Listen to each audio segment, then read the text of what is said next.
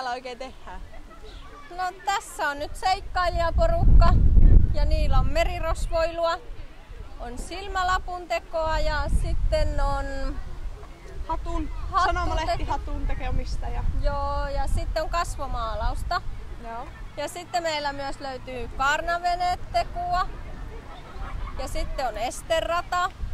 Sitten meiltä löytyy myös apinannyrkin tekemistä ja pullopostia.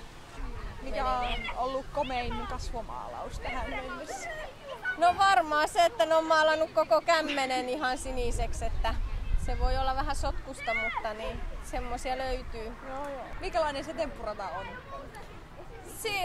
Siinä on 8 lapio ja niihin pitää mennä sitten semmonen narua pitkin semmonen tehty rata, jossa on myös harhautusta, että se ei olisi liian helppo. Ja siinä on vähän korkeuttakin, että saa kiivetä toisen selkään, että saa. Ja keitä te ootte?